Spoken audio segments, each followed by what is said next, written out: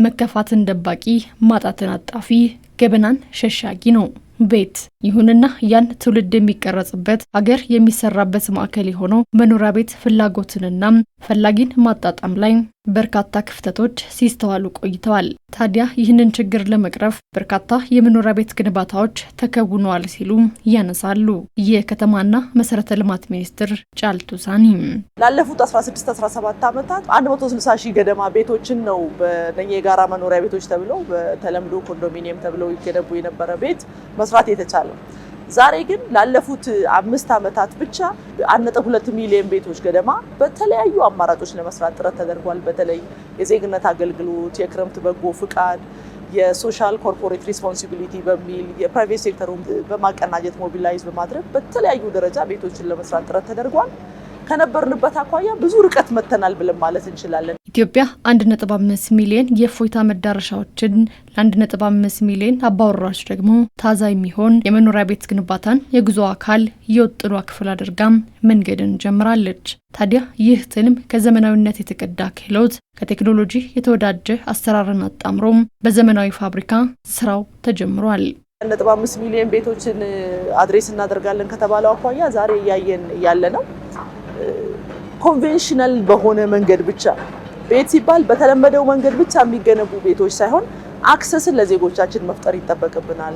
ያ አክሰስ ደግሞ ከጊዜው ጋር የዋጀ በጣም ባጠረ ጊዜ ትርጉም ያለውን ስራ መስራት ይጠበቅብናል የሚለውን አማራጭ በጣም በስፋት የምናየው ነው ማለት ነው። ዓለም ደግሞ ዛሬ የደረሰበትን የመጨረሻው ልንል እንችላለን በሃውዚንግ ዘርፍ የ3D ኮንክሪት ፕሪንቲንግ ማየት እንችላለን ማለት ነው። በሮቦት በጣም ባጠረ ጊዜ በጣም ሃይ ኢንድ የሆነ ኳሊቲ ያለው የብረት ግብአትን ወደ 30% ገደማ መቀነስ የሚችል የሲሚንቶንም ወደ ኒርሊ 35 እና 40% ገደማ መቀነስ የሚችል በዋጋ ተወዳዳሪ መሆን የሚችል አዲስ ቴክኖሎጂ ላይ ደግሞ ዛሬ ቤትን በተጨባጭ ግራውንድ ፕላስ 4 ለአሁን እየሰራን ነው። እስከ 14 እና ከዛ በላይ መሄድ የሚችልበትንም ደግሞ ዲዛይን ሲጠና ማየት የተቻለን የሚሆነው።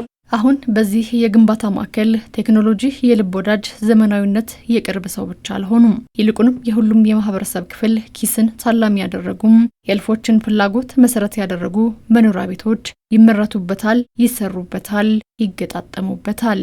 እንደየከተሞቹ ሌቭል እንደየዜጎቹ የመግዛት አቅምና ፍላጎት ለምሳሌ አሁን ከዩኒቨርሲቲ ተመርቀው ስራ የፈጠሩ ወጣቶች ትልቅ ህንፃ ግዛ ልትለው አትችልም፣ ወይ ደግሞ ተከራይ ለማለትም አይቻልም።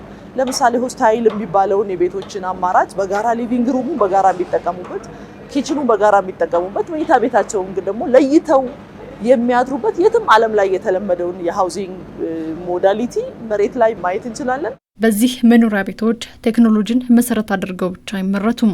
ይልቁንም ቴክኖሎጂን የተረዱ ዘመናዊነትን የተላበሱ ባለሙያዎች የእጅ ጥበብም ይታከልበታል። ይህ መንገድም ከዘመነ የመኖሪያ ቤት ግንባታ እውቀት ጋር እኩል የሚራመድ ኢትዮጵያዊ ባለሙያም እንዲፈጠር በርን ከፍቷል። የኛ ዜጎች ደግሞ አዲስ ነገር ሲያዩ ወዲያው ወስደው አዳፕት የማድረግ አቅም ደግሞ ካፓሲቲው የሚገርም ነው። አሁን ይሄ ለምሳሌ በሮቦት የሚሰራው ሲሊንጉ ይሁን ፍሎሪንጉ ይሁን የትኛውንም የህንፃ አካል በእኛ ዜጎች እየተመረተ ያለበትን ማየት እንችላለን።